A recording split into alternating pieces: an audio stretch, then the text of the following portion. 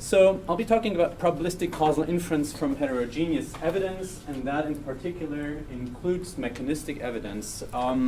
The talk has an analytic component in that I'll be asking conceptual questions about the ingredients involved in scientific inference in a pharmacological setting.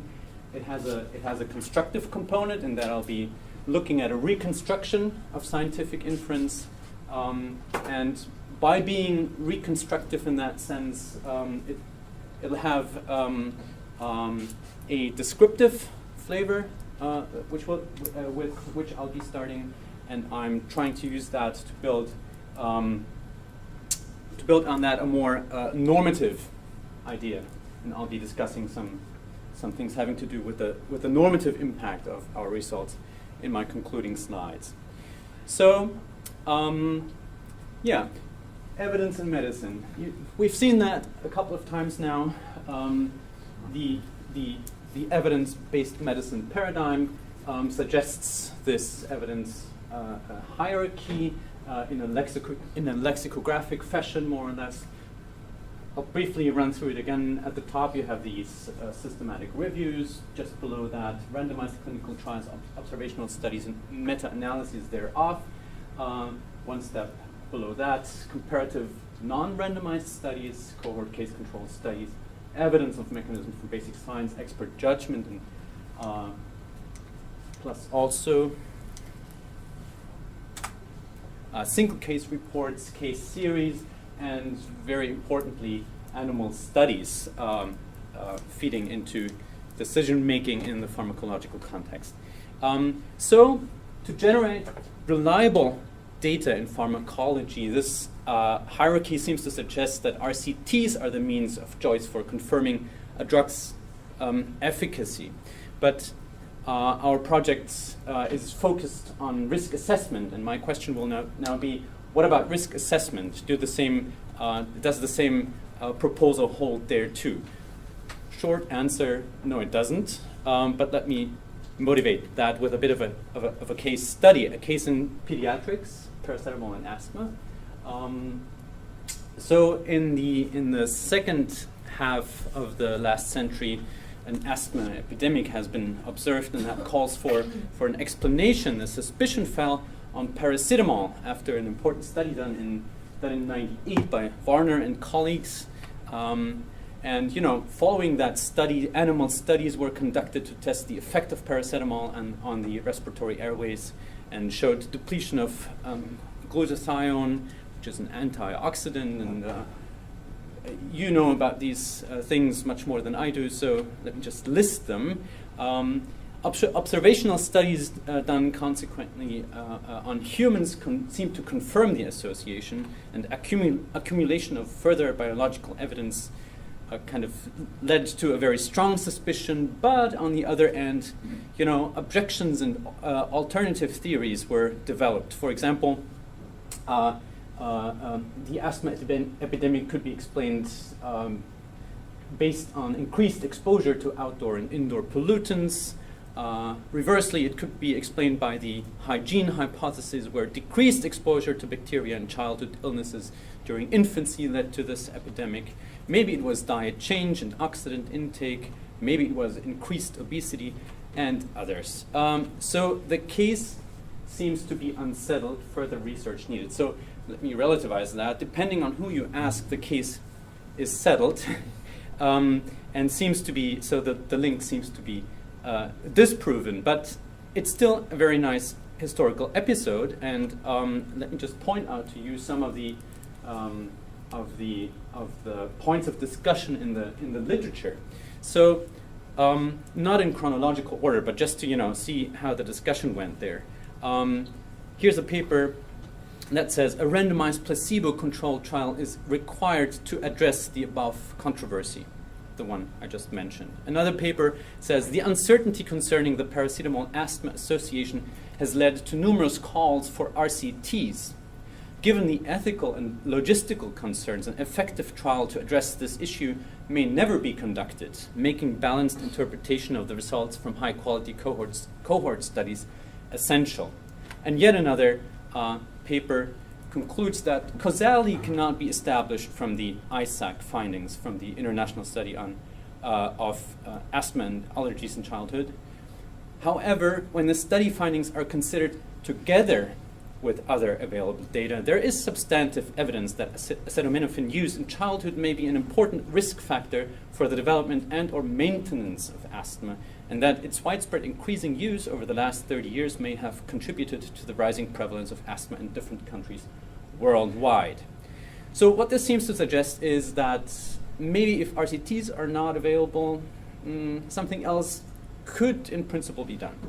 And that is kind of the motivation for our project and for this presentation. So when RCTs are not an option, we still, let me list some of the desiderata that we still want to get closer to. The desiderata for an evidence amalgamation framework of some sort for the purpose of causal assessment. It should allow for probabilistic hypothesis confirmation. Yeah, we do not have to be certain, especially in risk assessment, when high expected disutility suggests a low confidence threshold. It must be able to incorporate heterogeneous kinds of data, as we saw in the last quote. It must be able to integrate diverse types of inferential patterns in tracing the epistemic import of available evidence. So those are that was for us kind of a starting point that got the project going. And we found another starting point in literature, in the Bayesian epistemology literature, importantly connected to the names of Luc Bovens and Stefan Hartmann, who summarize in their 2003 book much of a larger project aiming at explicating and relating in a probabilistic fashion the ingredients of scientific inference. And here's a bit of a graph. It's a Bayesian network, of course. I think in that audience I don't have to say what a Bayesian network is. Let me just point out that the graphical structure represents random variables and conditional and unconditional independencies. So the graphical dependencies can be interpreted or are supported by probabilistic independencies in the background. Much has been said in the literature about how evidence, indicated here by rep for evidential reports, and a scientific hypothesis indicated by the hip node up there, might be related, right? And Bovens and Hartmann, much of their contribution to this kind of literature is that they introduce a middle layer between the theoretical hypothesis layer and the concrete evidential report layer at the bottom. They introduce a theoretical consequence layer, an indicator layer, so as to indicate where or that a concrete piece of evidence doesn't speak for or against the theory directly, but it speaks to the theory via supporting or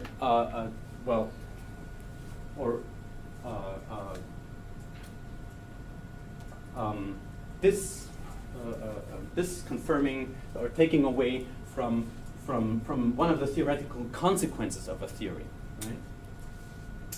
right? So imagine a criminal investigation, right, where the investigating detective comes up with a hypothesis or a theory about what happened at the crime scene.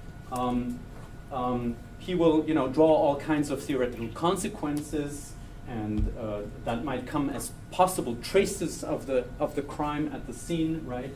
And these theoretical consequences will guide the investigation, and matching evidence will confirm the theory by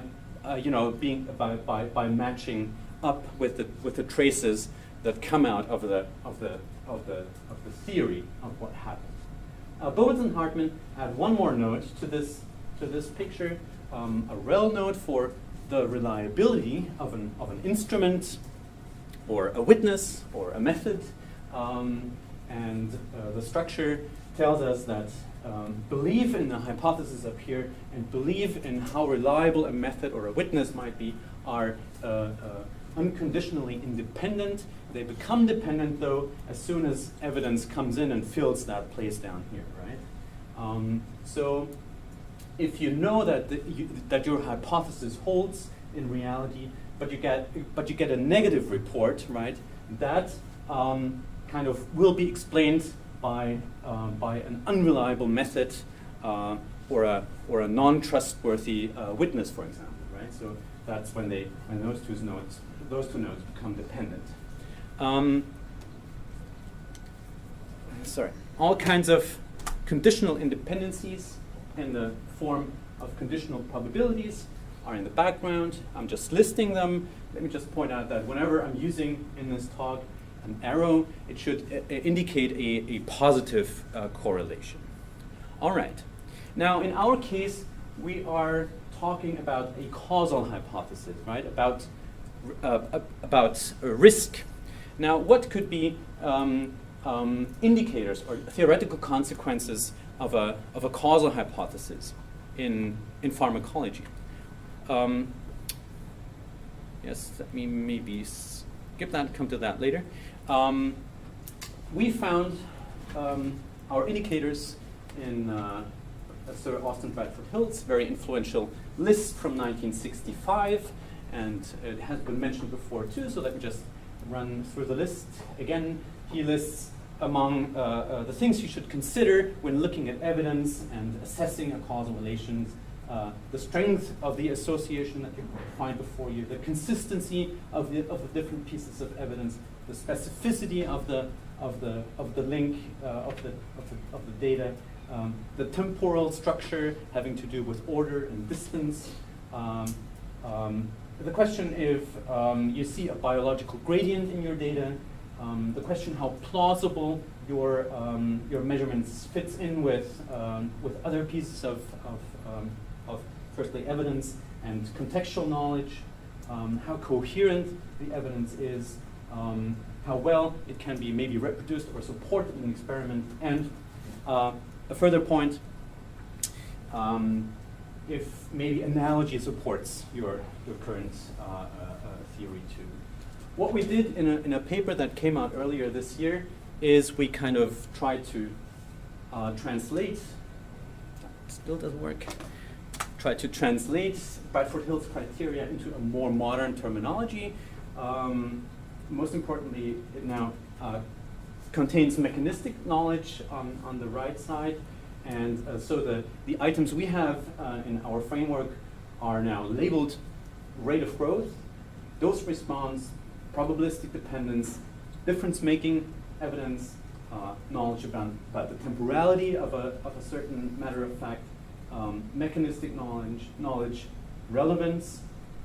We map experiment on the empirical level or the methodological level, and we find inferential patterns amongst Hill's list. In the paper, we have a longer section on how we map different aspects of Bradford Hill's list onto this more modern terminology here. The details don't matter so much. It's much more important that we kind of group, kind of in the same way as Daniel Steele kind of distilled his groups from the Bradford Hill list. We kind of distill 4 different groups from that list too. There's an evidential group here, right? So rate of growth, dose response, and so on. That really has to do with how the evidence is, well, what the evidence says. Then relevance is more about the meta-evidential level. We have a methodological level and we have an inferential level, right? And you'll find those different levels in our framework. Since we are, looking at a Bayesian framework here, we can define, and let me go back to the last slide now, what confirmation and disconfirmation is in probabilistic terms, right? And I'll just put that slide up for clarification. So in the Bayesian setting, you can define confirmation to be, a boost in your belief in the hypothesis given the evidence. So you define it in terms of conditional probabilities, right? I'll be speaking much more about or of confirmatory support in what follows, because this project is not so much about establishing something which this confirmation might suggest, but really about changes or boosts in your belief structure. Okay. Now, so here's Hill on his 9 viewpoints again. And let me just read the quote. None of my 9 viewpoints can bring indisputable evidence for or against the cause and effect hypothesis, and none can be required as a sine qua non. What they can do with greater or less strength is to help us make up our minds in the fundamental question: is there any other way of explaining the set of facts before us? Is there any other equally or more likely than cause and effect? Now, how can we bring Hill's list and Boven's and Hartmann's Bayesian ideas together? And here's the reference to the paper. Let me kind of try to, unfold our ideas together with you. We started with the Bovens and Hartmann 2003 paper. You recognize the hook structure here. In our case, the hypothesis is a causal hypothesis. Let me use the circle C here to not, suggest any specific reading or causal theory here yet. Just a new symbol, circle C. The theoretical consequences at the middle level are indicators of causation, right? And you have a report node down here, evidential reports, and a reliability modulator, right? I'm thinking of reliability much of like a modulator that modulates the impact of your evidence down here towards the hypothesis. Now, if you're in the business of testing causal efficacy, the EBM paradigm would tell you to plug an RCT down here at the report node, and you'd be done cum grano salis. But RCTs are not an option here, so we might not be able to gain direct difference-making information. So we might be looking at something like information about a dose-response curve, right?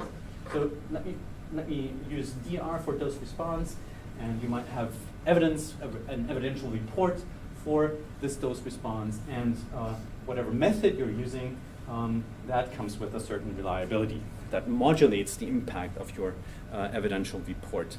Now, we're adding one more node to this structure, RLV, for relevance, because say your evidential report comes from some kind of animal study, right? Then you should be thinking about how relevant that kind of animal study is for your future population of human drug users, right? And relevance should or will modulate the impact of your study then for the hypothesis. Right. So dose response is just one item on our modernized list. Say so. Here you have difference-making, probabilistic dependency, dose response, rate of growth, mechanistic knowledge, temporal information, as a version of the Bradford Hill criteria. All those indicators might come with their own set of evidential reports and with their own information about reliability and relevance for those methods or studies. And for the sake of this presentation, I'm assuming that these strands are conditionally independent, conditionally on the causal hypothesis up here. This might be an oversimplification, and in real life situations there might be cross dependencies here. But for what I'm going to be saying, I'm assuming this conditional independence here. Well, also up here on the theoretical level, I'm assuming conditional independence of these indicators, not between all of them. Rate of growth, dose response, and probabilistic dependency are interdefinable because they're defined in probabilistic terminology, so they should be seen as one cluster. Call it sigma, the statistical property cluster, and there might be more. It's not an exhaustive list in our view, right? Right. So I'm not going to go through this. I just want to point out two important things here that can be captured in conditional probabilities. So that is an important formula here, important inequality. If a report is relevant and reliable, then it will boost our confidence in one of the indicators, right? And since all arrows indicate or mark positive correlations, that will bubble up to the causal hypothesis, right? And confirmatorily support the causal hypothesis.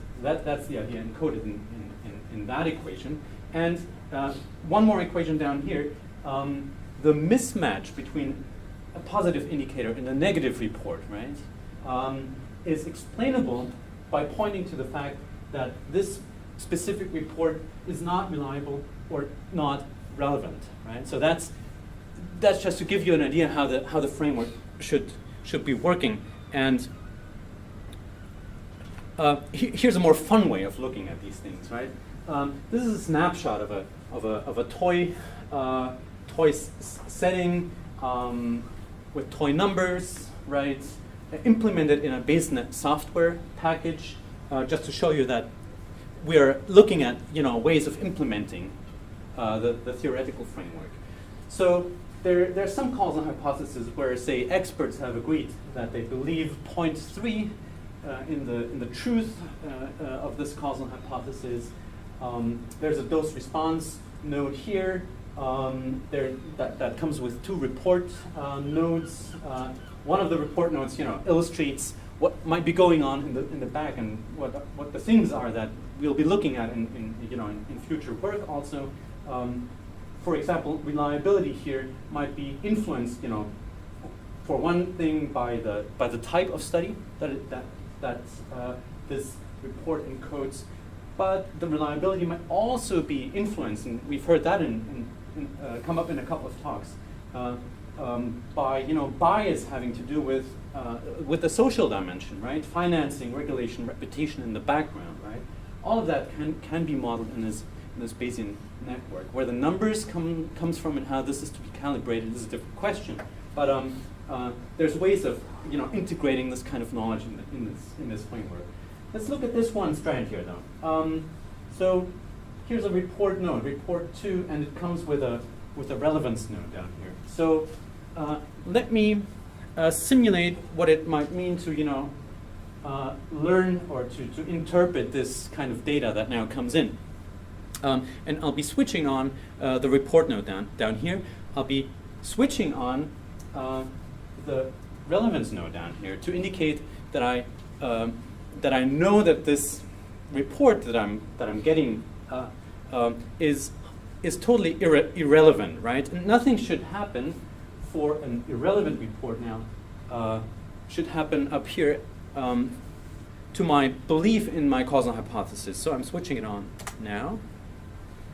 You see, I've just learned about this report node down here. I've also learned that it's totally irrelevant and nothing happened up here. So that's a good thing. That's exactly how this network should be working. And now I'm learning that actually this report is reliable, right? So I'm switching. I'm kind of cranking up the relevance value for this report node. I'm modulating the impact that's what should be happening. And watch up here when I'm switching the relevance node too high. Now my belief in the causal hypothesis holding has increased to 0.63. And now, depending on your threshold, that should, now guide your decision making. All right, so just as an illustration. So how should we go about assessing this relevance value encoded in the relevance variable, right? And this is the way I'd like to think about these things. So if you zoom into onto the causal hypothesis here, we can unfold the causal hypothesis, right? And I want to unfold it into a quadruple, namely a certain drug causes some effect, some harmful side effect in a model M, in a structure M, with some, or within some context U, right? And here's a general scheme of what I have in mind when I spell it out like that. So take this as a schematic representation of a causal graph, or where the squiggly line here indicates some more or less complex relationship between a D node, the drug node, and some harmful side effect node here. There's a context, the outer variables, so to speak, and the whole thing is the structure, a kind of encoding the conditional independencies. Here's an example of what that might look like, right? So if that is the general scheme, then this might be a concrete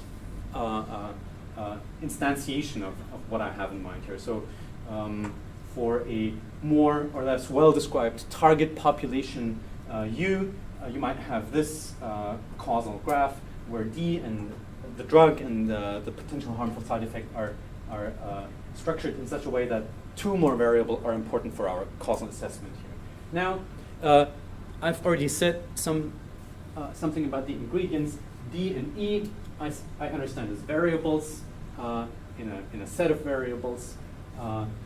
U should be understood as a specific set of variables that demarcates the situation, the context, the world, the population, your ceteris paribus conditions, right? All that. And where M is kind of the conditional independent structure, and encodable in a causal graph here. I understand this way of spelling out the causal hypothesis as a way of clearly stating what it contrasts with, right? So choosing, defining, or relating the variables defines how the causal hypothesis can also be disconfirmed. You don't have confirmation without the possibility of disconfirmation, right? So that is important. And although I'm adopting a BaseNet causal modeling lingo here, we are actually inviting different interpretations as to what these causal graphs might, be stand-ins for. You might interpret those structures differently, right? They might be potential interventions for the difference-making theorist. They might be counterfactual relations for the dispositionalist. They might be connected parts for the process theorist. They might encode belief propagation for the epistemic causal theorist. They might even, indicate closed systems for the wholeness, etc. Right? So we're inviting all these readings here. Beyond the fact that a causal hypothesis can be confirmed or disconfirmed, categorically speaking, incoming evidence could also be shaping your causal hypothesis, right? And here's a simple example. You might get evidence for an adverse drug reaction in elderly people, and maybe only in elderly people, right? So this was your original hypothesis. You were just, starting with a simple link between your drug and your effect.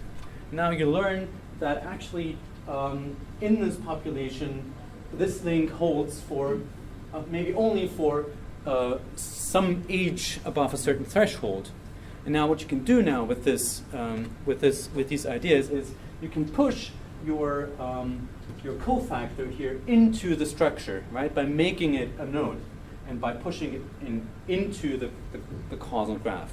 So unfolding the hypothesis to the quadruple now allows for two things. It allows for tracing the interplay between population characteristics and causal structure in a straightforward way. And it allows for tracing how incoming evidence, if it's deemed relevant, shapes the causal hypothesis to carve out those robust causal relations, right, that remain stable under intervention and changing context, and in other words, the web of mechanisms. Okay. When I'm saying carving, or when I'm using the word carve out robust causal relations, right, you can also think about that as narrowing down the class of causal models that are compatible with your knowledge or with your data, right, with your evidence. And here's a more complex case study taken from the literature again, having to do with, again, paracetamol, but this time paracetamol sales as a stand-in for paracetamol, done by Newson et al. in 2000. They give an ecological study to investigate whether the prevalences of asthma and other atopic diseases in children and adults are higher in countries with higher sales of paracetamol. And they have a large pool of data here. So here's how you might model their paper. Let me give you a summary here. You might start out with your suspicion, right? The suspected link between paracetamol and asthma for a very unspecified population. Now you look at your pool of data and see that accumulating relevant evidence leads to a suspected causal association between paracetamol sales and asthma. So what you do is you insert a node that represents sales into your structure. In that way, you augment the causal model, you make it richer. But then what they came to conclude in their paper is that this kind of data that's, you might see some line in here, right, can be carved up in a different way, and a coarser partition of population characteristic emerges. And I'm quoting from the paper, it was decided post hoc to carry out further regression analyses controlling additionally for the Anglophone effect. Right. And you see the partitioning here, right? For Anglophone and non-Anglophone countries, you include that in your causal model, and accordingly, this represents their finding, namely that that P's effects became non-significant, right? If you supplement that with the right numbers in the background, okay. So that's one way of utilizing this way of what causal models for spelling out what the content of your causal hypothesis might be. I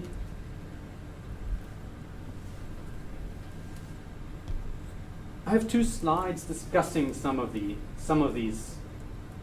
implications of what I just showed you. This slide is about methodological debates we see in the literature, right? And I mean, many of the proponents of different theories are here, so I thought I'd bring that. Let me point out this thing one more time. We've heard a bit about different standards for causal assessment over the course of these 3 days. Now, in our paper, we argue that that RCTs and difference making should be distinguished because commonsensically there are no ideal RCTs, right? And we want the delta node, the difference making node, to represent ideal difference making, and RCTs, which would be be living at the lower level of the evidential reports, they should be distinguished from the theoretical concept of difference making. By doing that, we allow, we open up for additional confirmatory support from the other pieces, to the right side of evidence through other indicators, the Bradford illness, And those indicators might come in different weights, right? So it's not that difference making and temporal information should have the same weight, generally speaking. They might for certain investigations, but not generally speaking. And concerning EBM, this framework kind of allows to locate the EBM reasoning, right? If you maybe neglect the right side of our tree-like structure and only settle on the first branches, right? That locates EBM in the framework, and it also locates Russo-Williamson if you look at a select set of branches in our framework. So that's where the normative, where we go beyond the descriptive part and normatively would like to say that when you have more evidence, try to amalgamate it in a standardized way, and this might be a blueprint for doing that. Another debate centers around modularity and holistic causation. So if you think that holistic causation should find a place, in this picture, in keeping the causal hypothesis and the difference-making node apart, right? We allow you to plug in your intuitions about holistic causation, right? In other words, the causal hypothesis does not mean that if you're a holist or a potential holist about causation, causal hypothesis does not mean that you must be able to intervene necessarily, right? If you're a holist, there are cases where you just can't, right? So we're keeping those apart. And a third debate centers around reliability and relevance, and we hope to contribute to that kind of literature by distinguishing the rel node and the RLV node, right? Because it allows for locating and contrasting different criticisms about, for example, RCTs, right? So with John Whirl, you might be criticizing RCTs for issues of reliability, right? If you're Cartwright or Stiganga, you might criticize RCTs for issues having to do with external validity and so on, right? And the framework allows you now to locate the different positions. So we hope to contribute to the literature in that respect. Now my second discussion slide is about the acquisition of knowledge about mechanisms. Now let me be precise a bit more about our M indicator. The M indicator on the second level, right, on the theoretical consequence level, is meant to encode the existence of a mechanism, right? And that came up in a couple of talks before this talk, too. Now, in many cases, concrete pieces of evidence on the report level, right, they support the causal hypothesis via M, right, by way of contributing information about sub-mechanisms, right? In very few cases, you have information about the whole mechanism, but you gain information about sub-mechanisms. So that's the idea that we're pursuing with this kind of, with this way of keeping the different layers separate. Of course, then you're looking at non-trivial questions of how to integrate these sub-mechanisms again to arrive at the full mechanism. But I'll leave that aside. But now, depending on, so this is something that I'm working on at the moment, and I'd like to get your feedback on that. So depending on which concept of causation is chosen, right, for the circle C, and depending on how the concept of mechanism is spelled out, right, the epistemological topology connecting the two top layers, namely the causal hypothesis and our indicators, might have to be adjusted, right? So, for example, if you think that causation and mechanism should be flattened in a certain, conceptually flattened, right, to a thin reading, because you are in line with, say, Pearl's definition of causation, mechanisms are defined in a mathematical manner, and mechanisms and causation are interdefine, so to speak, right?